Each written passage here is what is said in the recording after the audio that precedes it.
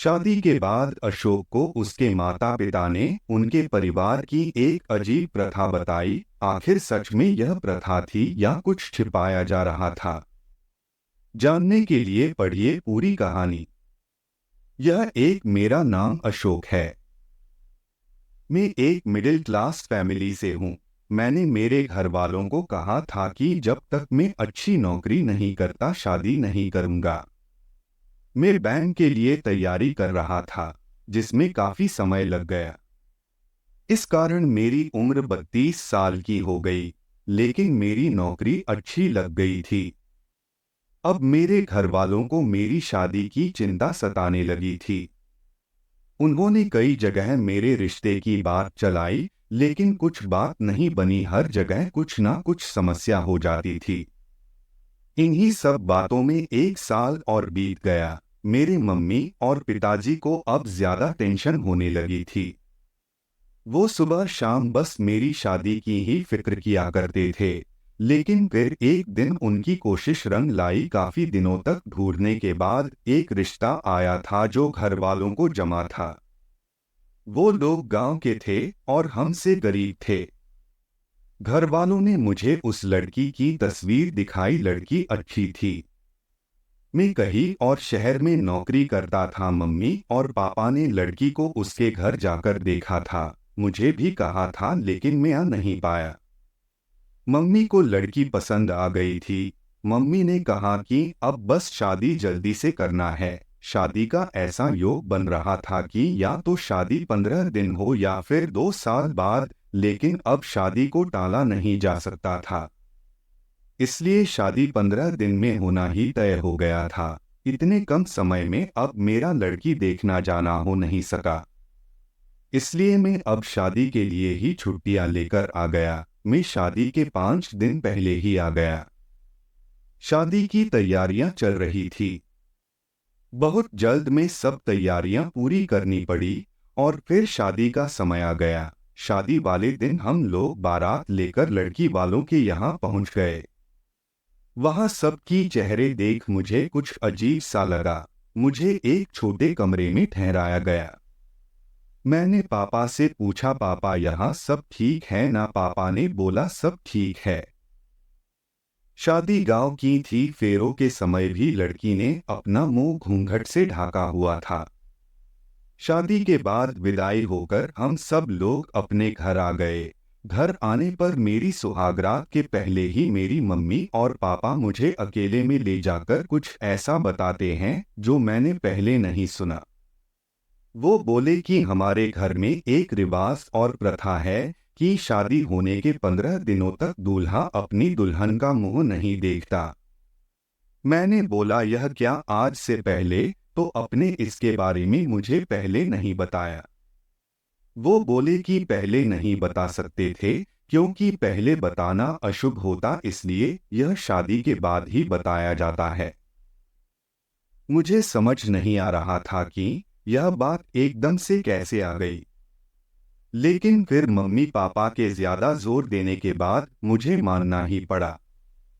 पिताजी ने मुझे एक काला कपड़ा भी दिया। कहा कि इसे बांध कर ही कमरे में जाना, गलती से इसे खोलना नहीं। मेरे मन में कई तरह के सवाल और विचार आ रहे थे, लेकिन मुझे उनकी बात माननी ही पड़ी क्योंकि वो जिस तरह से मुझे समझा रहे थे, मुझे उनकी आंखों में थोड़ा डर भी लगा, इसलिए मैंने उनकी बात ली।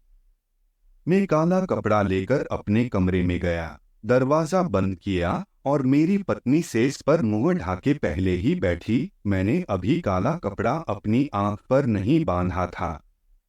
मैं उसके पास गया तो सबसे पहले जो उसने कहा वो था, आपको मम्मी पापा ने सब समझा दिया है ना? मैंने पूछा, उन्होंने तुम्हें भी कहा है? वो बोली, हाँ मुझे भी उन्होंने कहा है और हमें उसका पालन करना होगा। आपको सिर्फ मेरा मुंह नहीं देखना है। 15 दिनों तक मेरी पत्नी मेरे सामने थी, लेकिन मैं उसका मुंह नहीं देख सकता था। मैंने अपना काला कपड़ा उसे दिया और उसकी ओर पीठ करके बैठ गया। उसने कपड़ा मेरी आंखों में जोर से बांध दिया। कपड़ा बांधने के बाद मैंने उसको हाथों को अपने हाथ में लिया। बहुत ही कोमल थे। उसके बाद मैंने करीब आधी रात तक उससे बहुत बात की। मैं उसे नहीं देख पा रहा था, लेकिन उसकी तस्वीर मैंने देखी थी। इस तरह बंद आंखों के बीच हमारे नए जीवन की शुरुआत हो रही थी। दिन में भी इस बात का विशेष ध्यान रखना पड़ता था। वो पूरा समय घूंघट में ही रहती थी। शादी के पहले मुझे प्यार क्या होता है इसका पता नहीं था, लेकिन शादी के बाद मुझे अपनी पत्नी से प्यार हो गया था। मैं बड़ी बेसब्री से 15 दिन खत्म होने का इंतजार कर रहा था। दिन दिन निकलते रहे और मेरा प्यार बढ़ता गया। आखिर 15 दिन हो गए। मैंने अपनी मम्मी और पापा से कहा कि आज 15 दिन पूरे हो गए हैं, कुछ पूजा या दूसरा उपाय तो नहीं करना। उन दोनों के चेहरे पर एक अजीब से घबराहट थी। मुझे समझ नहीं आया कि क्यों। वो लोग बोले नहीं, कुछ नहीं। मैंने उनसे फिर पूछा कि क्या कुछ बात है, आप इस तरह से क्यों लग रहे हैं। वो बोले कुछ नहीं। उस रात में कमरे में गया। अब मेरे हाथ में काला कपड़ा नहीं था। मेरी पत्नी आज भी घूंघट ओढ़े बैठी थी। मैंने जाते ही उसे कहा कि आज यह घूंघट क्यों। मेरी पत्नी मुझे कहती है कि मैं आपसे कुछ सवाल पूछना चाहती हूँ। मैंने बोला पूछो। वो बोली आप मुझसे कितना प्यार करते हैं। मैंने बोला कि 15 दिनों में तुम्हें पता नहीं चला। उसने कहा कि इतने दिनों तक आपने मुझे देखा नहीं था। अब सोचो कि आपको ऐसा कुछ देखने को मिल जाए जो आपने सोचा भी नहीं था, तो भी आप मुझसे उतना ही प्यार करेंगे या नहीं। मुझे उसकी यह बात समझ नहीं आई। मैंने कहा कि तुम यह क्या बात कर रही हो, मैं तुमसे प्यार करूंगा, तुम मेरी पत्नी हो। वो चुप हो गई। फिर आखिरकार मैंने वो किया जो मैं करना चाह रहा था।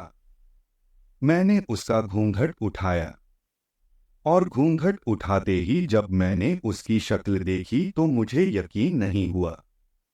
यह वो लड़की नहीं थी जिसकी मुझे तस्वीर दिखाई गई थी। यह तो कोई और ही लड़की थी। मैंने उससे पूछा कौन हो तुम। वो बोली मेरी आवाज तो आप जानते हैं, मैं वही हूँ, आपकी पत्नी। मैंने आवाज लगाकर अपने मम्मी और पापा को बुलाया। मेरी आवाज सुनकर वो कमरे में आए। मैंने बोला अच्छा, तो यह सब नाटक आपने इसलिए किया। यह लड़की कौन है, आपने मुझे तस्वीर तो किसी और की दिखाई थी। उनके चेहरे पर घबराहट थी। मेरी माँ बोली बेटा, हम इसी बात से डर रहे थे, बड़ी मुश्किलों से हमने तेरे लिए रिश्ता ढूंढा था। वो लड़की इसकी बड़ी बहन थी। शादी के 2 दिन पहले वो घर से चली गई। वो तुझसे शादी नहीं करना चाहती थी। यह लोग फिर शादी से मना करने लगे, लेकिन हमने इसके पिता पर दबाव डाला था, धमकाया था, पहचान बताई, तो उन्होंने दबाव में उसकी 2 साल छोटी बहन से तेरी शादी करवा दी। हम तुझे बताते तो तू हमें ऐसा नहीं करने देता। सच जानकर तू कभी शादी नहीं करता, इसलिए तुझसे छिपाया। तुम दोनों सही मायने में पति पत्नी बन जाओ, इसलिए 15 दिन वाला नाटक किया ताकि बाद में तू इसे छोड़ नहीं सके। उनकी बात सुनकर मुझे यकीन नहीं हुआ। मैंने कहा कि आपने अपने बेटे की शादी के लिए किसी को धमकाया। आपने मुझे भी झूठ बोला, आपको शर्म नहीं आई। आपने इस लड़की की मर्जी के बिना जबरदस्ती मुझसे शादी करवा दी। उसके बाद भी यह आप लोगों की बात मान रही है। मम्मी और पापा बोले कि हमने यह सब तेरे लिए किया। मैंने कहा यह आपने मेरे लिए नहीं, अपने लिया किया, ताकि मेरी शादी के बोझ से आप बरी हो जाए। अगले दिन में बिना कुछ बोले सुबह अपने काम पर चला गया। लेकिन वहां जाने पर मुझे लगा कि इसमें उस लड़की की क्या गलती है, वो पहले ही जबरदस्ती का शिकार हुई है। मैं यही सोचता रहा, और मुझे उसकी आवाज से भी प्यार हो गया था। मैं 2 दिन बाद ही अपने घर वापस आया। मैं उसे लेकर उसके घर गया, उसके घर वालों से माफी मांगी। उनकी आंखों में आंसू थे। फिर मैंने उससे पूछा, क्या तुम मुझसे प्यार करती हो? वो बोली कि मैं अपने आप को खुशकिस्मत मानती हूँ कि आप जैसा पति मुझे मिला। जो भी हुआ वो हम दोनों को मिलाने के लिए ही हुआ था। मैं आपके लिए और आप मेरे लिए ही बने थे। तभी अपने आप रास्ते बनते गए। उसकी इन्हीं बातों पर मैं उसे और ज्यादा प्यार करने लगता हूँ। अब मेरा फर्ज है कि मैं उसे दुनिया भर की खुशियाँ दूँ।